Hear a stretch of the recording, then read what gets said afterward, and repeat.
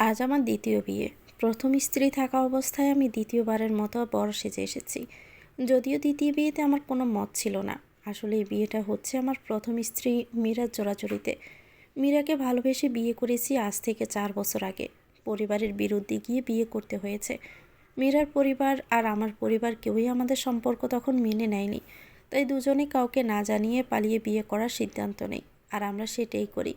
আমাদের মনে হয়েছিল পরিবার একদিন আমাদের ঠিকই মেনে নেবে, কিন্তু আমরা যদি কেউ কাউকে হারিয়ে ফেলি তাহলে আর কখনো কেউ কাউকে পাবো না। আর আমাদের সাথে তাই হলো। আমাদের বিয়ে 2 মাস পরেই আমাদের দুই পরিবার আমাদের মেনে নেয়। আমাদের সব কিছুই ঠিকঠাক ছিল, কিন্তু আমাদের সন্তান হচ্ছিল না। আমি বাবা মার একমাত্র ছেলে। মায়ের খুব শখ নাতি নাতনির মুখ দেখার। আমরা অনেকবার ট্রাই করেছি, কিন্তু হচ্ছিল না। তারপর আমরা দুজনেই মেডিকেলে গিয়ে পরীক্ষা করাই। পরীক্ষায় দেখা যায় মীরাই কখনো মা হতে পারবে না। এটা আমার পরিবার শোনার পর থেকে তাদের আচরণ কেমন যেন পরিবর্তন হয়ে যায়। রাতে অফিসের কাজ শেষ করে আমি বাসায় এলাম। তখনই মীরা আমার কাছে এসে বলে, রিহান, আমার মনে হয় তোমার আর একটা বিয়ে করা দরকার। কি বলছো? হ্যাঁ, যেটা শুনলি সেটা বলছি। আমি চাই আমাদের পরিবারে একটা সন্তান আসুক, আর সে পুরো বাড়ি জুড়ে খেলা করুক। একটা বাচ্চার জন্য আমাকে দ্বিতীয় বিয়ে কেন করতে হবে? আমরা তো একটা বাচ্চা দত্তক নিলেই হয়। না, তুমি আরেকটা বিয়ে করো। আমি মায়ের সাথে কথা বলছি। তোমার অধিকার আমি দ্বিতীয় কাউকে দিতে পারবো না। মানুষ সন্তান ছাড়া কি দিন পার করছে না? এক সন্তানের জন্য আমি আর বিয়ে করতে চাই না। আমার কথা শুনে মীরা আমার হাত ধরে তার মাথায় রেখে বলল, রিহান, আমার কসম দিলাম তুমি আরেকটা বিয়ে করো। আমি আর এসব নিতে পারছি না, প্লিজ। আমি চাই এই পরিবারে শান্তি ফিরে আসুক। আমি নিরুপায় হয়ে বিয়ের জন্য রাজি হলাম। আর আজ আমার বিয়ে। বর্ষা যে মীরা থেকে বিদায় নিয়ে আসার সময় বুঝতে পারছি মীরা খুব কান্না করছিল। আমি জানি মীরা হয়তো মন থেকে এটা মেনে নিতে পারবে না। আমারও কিছু করার ছিল না। আমি যাত্রী নিয়ে এসেছি। কিছুক্ষণের মধ্যেই বিয়ের আয়োজন শুরু হয়ে গেল। কাজী সাহেব এসে আমাদের বিয়ে পড়িয়ে দিয়েছে। আমি এখনও আমার দ্বিতীয় স্ত্রীকে দেখিনি। আসলে দেখার ইচ্ছেও হয়নি। আমার এখনও মনে হচ্ছে আমি কোনো একটা স্বপ্ন দেখছি। ঘুম ভেঙে যাবে আর সব ঠিকঠাক হয়ে যাবে। কিন্তু এটা তো কোনো স্বপ্ন না, এটা আমার সাথে বাস্তবেই হচ্ছে। বিয়ের কাজ সম্পূর্ণ হলো। আমার দ্বিতীয় স্ত্রীর নাম নীলিমা। ওর বাবা মা জেনেই আমার কাছে তার মেয়েকে বিয়ে দিয়েছে। আমিও বুঝলাম না একটা বিবাহিত ছেলের কাছে কিভাবে তারা তার কুমারী মেয়েকে বিয়ে দিল।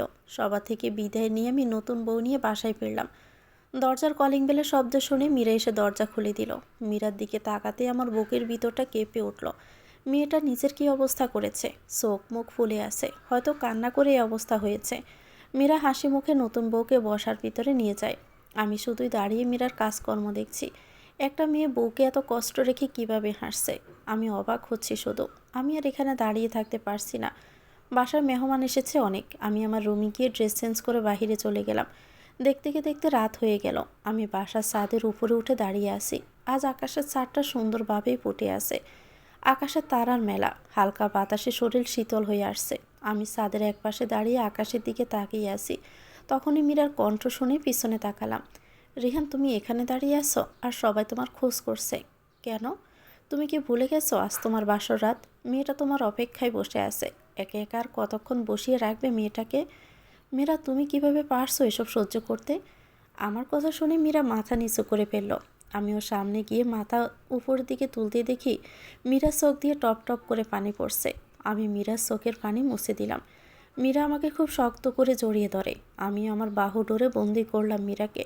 মীরা এবার আমার থেকে নিজেকে ছাড়িয়ে নিয়ে চোখের পানি 2 হাত দিয়ে মুছে বলল, আর সময় নষ্ট না করে চলো, নীলিমা অপেক্ষা করে বসে আছে। এই কথা বলে মীরা আমার হাত ধরে টেনে নিয়ে গেল বাসর ঘরের সামনে। মীরা আমাকে দাঁড় করিয়ে বলল, রিহান, নীলিমা আজ থেকে তোমার স্ত্রী। তুমি তাকে তার প্রাপ্য অধিকার বুঝিয়ে দিবে। বিয়েটা তোমার মতে হোক বা না হোক, মেয়েটার সাথে কোনো অন্যায় করবে না। মেয়েটা নিজের পরিবার ছেড়ে তোমার সাথে চলে এসেছে। মেয়েটাকে অবহেলা করো না। ওর ভালোবাসা ওকে বুঝিয়ে দিবে। আমি কোনো কথাই বললাম না। এবার আমাকে বাসর ঘরের ভিতরে ঢুকিয়ে দিয়ে মীরা বাহিরে দরজা বন্ধ করে দিয়ে চলে গেল। মেয়েটা হয়তো আজকে আর সারা রাত ঘুমাতে পারবে না। কান্নাকাটি করে রাত কাটিয়ে দিবে। ইচ্ছে করছে এখান থেকে বের হয়ে আমি মীরার কাছে দৌড়ে চলে যাই আর চিৎকার করে বলি, মীরা, আমি শুধুই তোমার। দাঁড়িয়ে দাঁড়িয়ে এসব ভাবছি, হঠাৎই আমার পায়ে কারো হাতের স্পর্শ অনুভব করতে আমি নিচের দিকে তাকিয়ে দেখি নীলিমা আমার পা ছুঁয়ে সালাম করছে। সালাম করে সে আবার খাটের উপর গিয়ে বসলো। আমি খাটের দিকে এগিয়ে গিয়ে খাটের উপরে বসলাম। নীলিমা এখনও ঘোমটা টেনে বসে আছে। আমি নীলিমাকে উদ্দেশ্য করে বললাম, আপনি কি জানেন আমার আরও একটা বউ আছে? নীলিমা মুখে কোনো কথা না বলে উপর নিচে মাথা ঝাঁকিয়ে হ্যাঁ বলল। আপনার সব কিছু আগে জানা দরকার। কেন আমাকে দ্বিতীয় বিয়ে করতে হলো? আমি চাই না আমাদের মধ্যে কোনো কিছু গোপন থাকুক। আপনি আমার স্ত্রী। নীলিমা আবার নিজের গমটা খুলে আমার দিকে তাকালো। আমিও তাকালাম। প্রথমবারের মতো নীলিমার মুখ দেখলাম। মেয়েটা খুবই মিষ্টি দেখতে। লাল শাড়িতে মেয়েটাকে অনেক বেশি সুন্দর লাগছে। ঠোঁটে লাল লিপস্টিক, কপালে লাল টিপ, চোখে কাজল দেওয়া। মীরা আমার দিকে তাকিয়ে বলল, আমি আপনার স্ত্রী। আমাকে আপনি না বলে তুমি করে বলুন। আসলে আমি যখন আপনার ছবি প্রথমবার দেখেছিলাম তখনই আপনাকে ভালো লেগেছিল। তারপর শুনেছি এর আগেও আপনার বিয়ে হয়েছে। আপনার প্রথম স্ত্রী থাকা অবস্থায় দ্বিতীয় বিয়ে করতে চান। এই কারণটা যখন আমি জানতে চাইলাম তখন আমার বাবা আমাকে সব বলেছে। আমি আপনার সাথে যোগাযোগ করার চেষ্টা করেছি, কিন্তু আপনি আমার সাথে কথা বলতে চাইতেন না। আসলে আমি জানি আপনি আপনার প্রথম স্ত্রীকে অনেক বেশি ভালোবাসেন। মীরাকে পাওয়ার জন্য আমাকে অনেক কিছুই করতে হয়েছে। আমি মীরাকে ভালোবেসেই বিয়ে করেছি। আমি চাইনি একটা সন্তানের জন্য আমাদের মাঝে অন্য কেউ আসুক, কিন্তু সবার জোরাজোরিতে আমাকে এই বিয়েটা করতে হয়েছে। নীলিমার সাথে কথা বলছি এমন সময় হঠাৎ আমার ফোন বেজে উঠল। ফোনের দিকে তাকিয়ে আমি চমকে উঠলাম। বাসর ঘরে নববধূর সাথে কথা বলছে এমন সময় রিহানের ফোনে একটা কল এলো। রিহান পকেট থেকে নিজের ফোন বের করে দেখে তার মা কল দিয়েছে। রিহান কোনো কিছু না ভেবে কল রিসিভ করে। কল রিসিভ করতে ওপাশ থেকে ভেসে আসে মায়ের কান্না মাখা মলিন কণ্ঠ। কি হয়েছে মা তোমার? রিহান, তুই তাড়াতাড়ি বের হইয়া। মীরা যেন কি হয়েছে? কথাটা শুনে রিহান হন্তদন্ত হয়ে ছুটে যায় মীরার কাছে। রিহানের পিছনে ছুটে আসে নীলিমা। বাসার ঘর থেকে বের হয়ে মীরার রুমে গিয়ে দেখে মীরা অজ্ঞান হয়ে পড়ে আছে। আমি মায়ের কাছে গিয়ে জিজ্ঞেস করলাম, মা, হঠাৎ করে মীরার কি হলো? জানি না। আমি মীরাকে ডাকতে এসে দেখি মীরা কোনো কথা বলছে না। তুই তাড়াতাড়ি ডাক্তারকে একটা কল দে। আমি আর দেরি না করে আমাদের পরিচিত একজন ডক্টরকে কল দিলাম। রিং হচ্ছে কিন্তু কল রিসিভ করছে না। একে তো অনেক রাত হয়ে গিয়েছে, হয়তো ডাক্তার গভীর ঘুমে। আমি আবারও কল দিলাম। এবার ডাক্তার কল রিসিভ করলো। রিহান, এত রাতে কল দিলে কোনো সমস্যা হয়েছে নাকি? মীরার যেন কি হয়েছে, হঠাৎ করে অজ্ঞান হয়ে গেল। আপনি একটু তাড়াতাড়ি আমাদের বাসায় আসুন। ঠিক আছে, আমি এক্ষুনি আসছি। এই কথা বলে কল কেটে দেয় ডাক্তার। সবাই মীরার পাশে বসে আছে। আমি মীরার মাথার কাছে বসে ওর মাথায় হাত বুলিয়ে দিচ্ছি। খাটের পাশে দাঁড়িয়ে আছে আমার দ্বিতীয় স্ত্রী নীলিমা। মীরার মুখের দিকে তাকিয়ে খুব মায়া হচ্ছে। মেয়েটার উপর দিয়ে কম জ্বর তো আর যাচ্ছে না, হয়তো খাওয়া দাওয়া ঠিকভাবে করছে না। কিছুক্ষণের মধ্যে ডাক্তার চলে এলো। ডাক্তার মীরাকে ভালোভাবে বারবার পরীক্ষা করছিল। বুঝলাম না কিছু। আমি ডাক্তারকে প্রশ্ন করে বসলাম, ডাক্তার সাহেব, মীরার কি খারাপ কিছু হয়েছে? আমার কথা শুনে ডাক্তার আমার দিকে তাকালো, কিন্তু কোনো উত্তর দিল না। মীরাকে আবারও পরীক্ষা করছে। ডাক্তারের মুখ কেমন যেন মলিন হয়ে গেল। আসলে এই ডাক্তার আমাদের ফ্যামিলি ডাক্তার বললেই চলে। আমাদের কোনো সমস্যা হলে উনি চলে আসেন। আমি অবাক হচ্ছি, আজ অবধি কখনো ডাক্তারকে এমন চিন্তিত হতে দেখিনি। আমার বুকের ভিতরটা কেমন যেন করছে। ডাক্তার, কি হলো? কিছু বলছেন না কেন? মীরা ঠিক আছে তো? রিহান, এটা কিভাবে সম্ভব? মানে মানে হলো মীরা প্রেগনেন্ট। কথাটা শুনেই আমি বসা থেকে উঠে দাঁড়িয়ে পড়লাম। আমি যেন নিজের কানকেও বিশ্বাস করাতে পারছি না। আজ তো আমার জীবনের সব থেকে বেশি খুশির দিন, কিন্তু আজ আমি কেন খুশি হতে পারছি না? উপস্থিত সবাই বাকরুদ্ধ হয়ে তাকিয়ে আছে ডাক্তারের দিকে। আমি চোখে পানি নিয়ে চলে এলো। আমার আম্মু ডাক্তারের কাছে এসে বলল, ডাক্তার, এটা কিভাবে সম্ভব? আপনি তো এর আগে নিজেই রিপোর্ট দেখে বলছেন মীরা কখনো মা হতে পারবে না, তাহলে আজ আবার বলছেন মীরা প্রেগনেন্ট। আসলে আমিও বুঝতে পারছি না। আমার তো এত বড় ভুল হওয়ার কথা না। এর আগে কখনো এমন হয়নি আমার সাথে, কিন্তু এটা সত্যি যে মীরা প্রেগনেন্ট। রিহান, শোনো। হ্যাঁ, বলুন। তুমি কাল একবার মীরাকে নিয়ে আমার হসপিটালে এসো। আমি কাল একবার মীরাকে পরীক্ষা করে দেখব। আর চিন্তা করার কিছু নেই, মীরা একটু পরেই ঠিক হয়ে যাবে।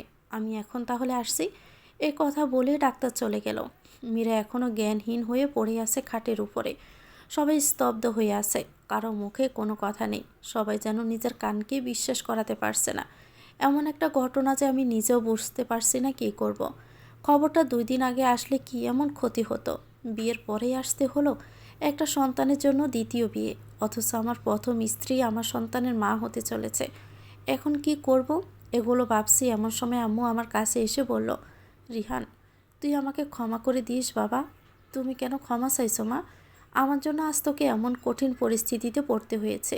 আসলে আমি মীরাকে জোর করছিলাম তোকে বিয়েতে রাজি করানোর জন্য। বাদ দাও, শোনো, এখন কেউ মীরাকে এ ব্যাপারে কিছু বলবে না। আমি কালকে মীরাকে নিয়ে হসপিটালে যাব। তারপর এটা যদি সত্যি হয় তাহলে মীরাকে বলবো, না হলে এগুলো বলারও দরকার নাই। আর কেউ কোনো কথা বলল না। আমি মীরার মাথার কাছে বসে ওর মাথায় হাত বুলিয়ে দিচ্ছি। সবাই মীরার রুমে দাঁড়িয়ে আছে। কিছুক্ষণের মধ্যেই মীরার জ্ঞান ফিরে আসে। মীরা সবাইকে এখানে দেখে উঠতে চাইলে আমি মীরাকে উঠতে বাধা দিলাম। মীরা আমাকে বলল, তোমরা সবাই এখানে কি করছো? আমার কি হয়েছিল? হঠাৎ করে মাথাটা কেমন যেন ব্যথা করছিল। আজ চোখে মুখে ঝাপসা দেখতে লাগলাম। তারপর আর আমার কিছু মনে নেই। কিছু হয়নি তোমার, খালি পেট, সেজন্য এমন হয়েছে। খাবার খেয়ে নাও এখন। আচ্ছা, আমি খেয়ে নেব। তুমি বোনকে নিয়ে রুমে যাও। এখানে কি দরকার ছিল তোমাদের আসার? তুমি আগে খাবার খেয়ে ঘুমাও, তারপর আমি যাচ্ছি। মীরা নীলিমার দিকে তাকালো। নীলিমা একটা মুচকি হাসি দিল। তারপর খাবার নিয়ে আসতে বললাম। নীলিমার দিকে তাকিয়ে বললাম, নীলিমা তুমি রুমে গিয়ে ঘুমিয়ে পড়ো।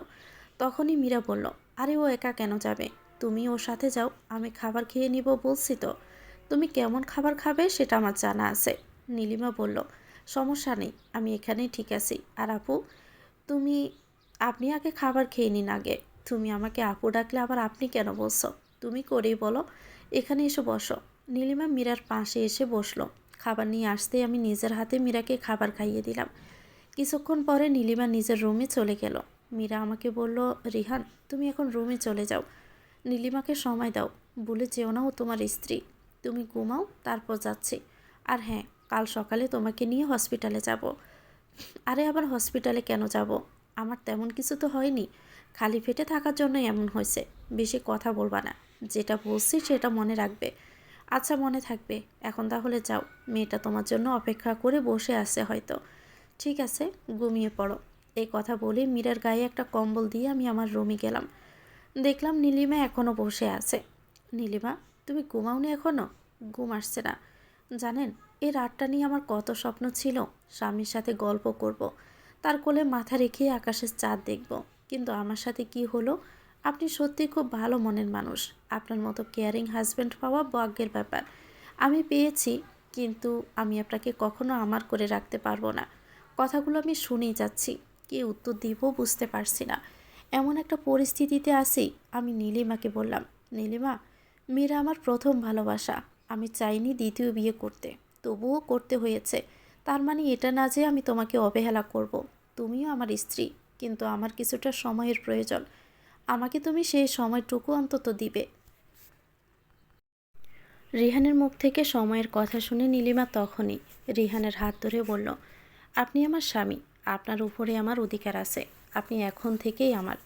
এ কথা বলে নীলিমা রিহানকে তার খুব কাছে নিয়ে যায়।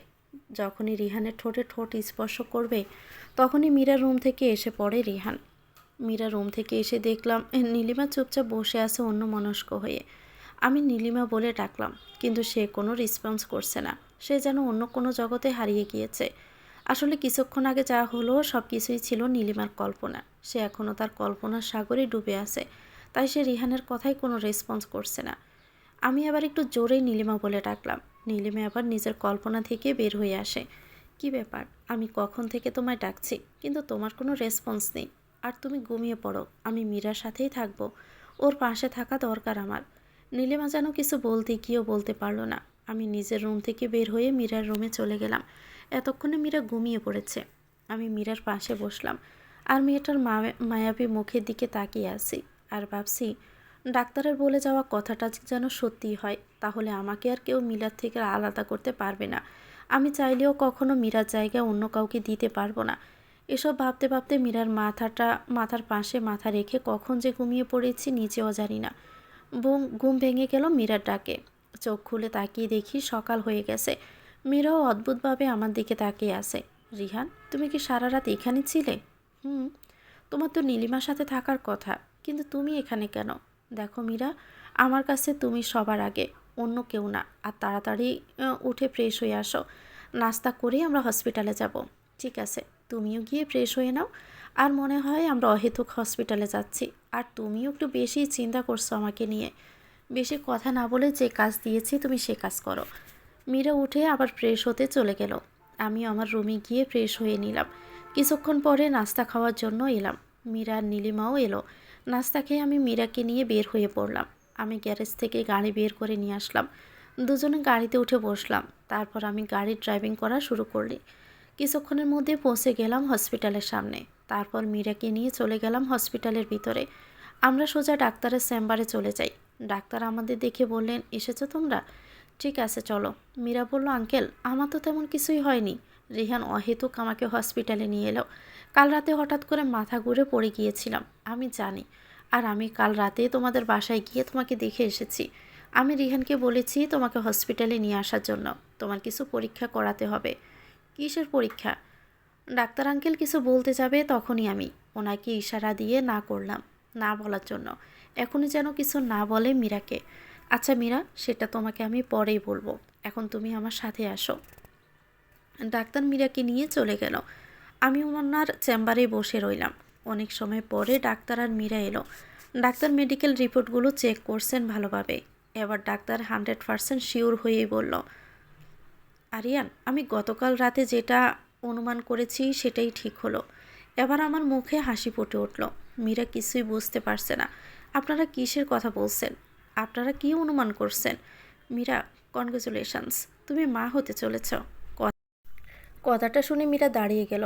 মীরা একবার ডাক্তারের দিকে তাকায়, আরেকবার আমার দিকে। হয়তো মীরা আমার মতো করে অবাক হচ্ছে। মীরা আমার দিকে তাকিয়ে চোখের পানি ফেলতে শুরু করলো। যেখানে মা হওয়ার আনন্দটা উপভোগ করার কথা, সেখানে কান্না করাটা তো স্বাভাবিক কিছু নয়। যেখানে একটা বাচ্চার জন্য নিজের স্বামীকে আরেকটা বিয়ে করানো হলো, এখন সে প্রেগনেন্ট। মীরার চোখে পানি দেখে ডাক্তার বলল, আই এম সরি মীরা, আসলে আগের রিপোর্টটা ভুল ছিল। হয়তো কোনো সমস্যা হয়েছিল। একটা ভুলের জন্য 4টি জীবন এখন অন্ধকারের পথে। ডাক্তার আবারও বলল, আসলে আমি নিজেও অবাক হয়েছি। বিশ্বাস করো, কাল সারা রাত আমিও ঘুমাতে পারিনি। আমার রিপোর্ট পাওয়ার পরেই তো রিহানকে দ্বিতীয় বিয়ে করতে হয়েছে। এর আগে কখনো আমার সাথে এমন হয়নি। আমাকে ক্ষমা করে দিও আঙ্কেল। আপনি আমার কাছে ক্ষমা চেয়ে আমাকে ছোট করবেন না। আপনি আমার থেকে বয়সে অনেক বড়। আমার কপালে যা ছিল তাই হয়েছে। আমি মেনেও নিয়েছি আমার পরিস্থিতি। আমার ভাগ্যে যা ছিল তাই হয়েছে। আমার ভাগ্যকে পরিবর্তন করার ক্ষমতা আমার আপনার কারো হাতে নেই। আমরা তাহলে এখন উঠি? হ্যাঁ, সাবধানে যেও। আর এখন থেকে নিজের খেয়াল রেখো। এখন তুমি আর একা নও।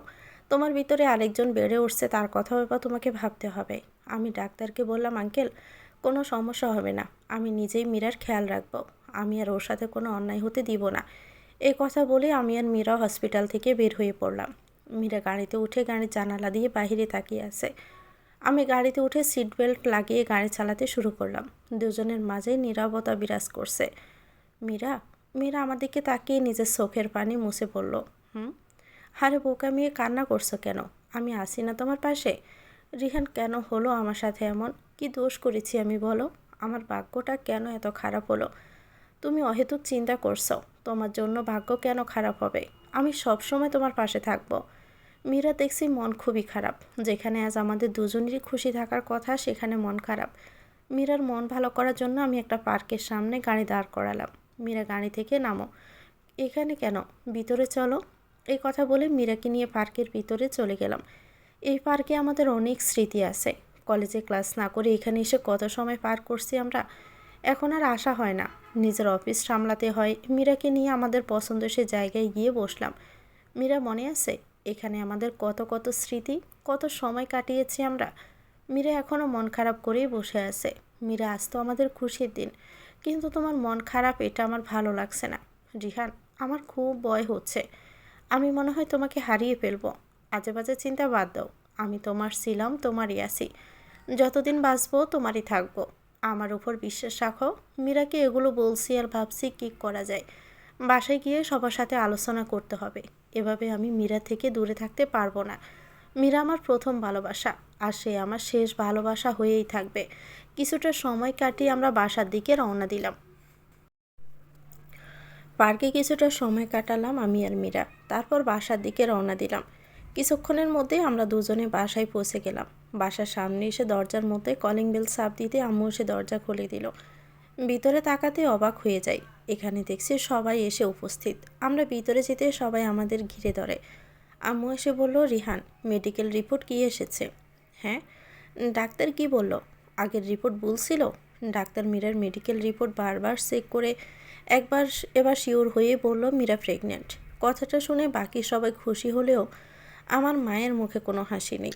হাসি না থাকার কারণ যদিও আমি জানি, তবুও আমি কিছুই বললাম না। আমি আমার রুমে চলে গেলাম। আমি খাটের উপরে বসে ভাবছি এখন আমার কি করা উচিত। আমাদের এই সম্পর্কের তো কোনো ভবিষ্যৎ নেই, তাহলে কি নীলিমার সাথে এটা নিয়ে আলোচনা করা দরকার? যাকে আমি মন থেকে কখনো স্ত্রী হিসাবে মেনে নিতে পারবো না, তার সাথে এই সম্পর্ক রাখাটা মূল্যহীন।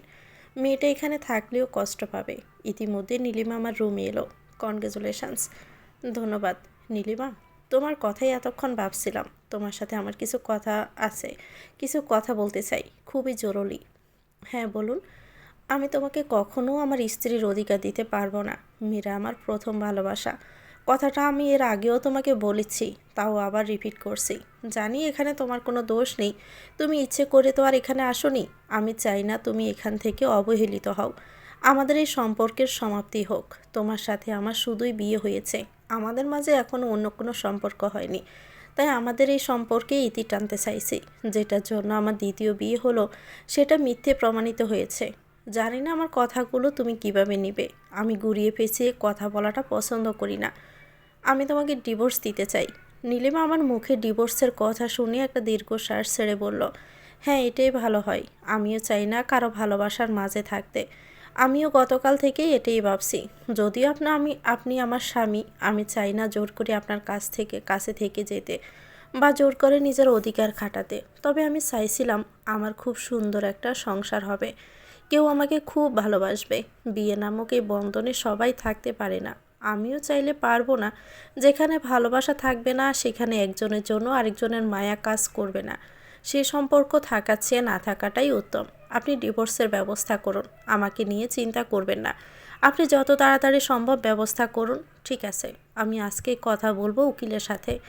এই কথাগুলো বলে আমি বের হয়ে চলে গেলাম মীরার কাছে। দেখতে দেখতে বিকেল হয়ে গেল।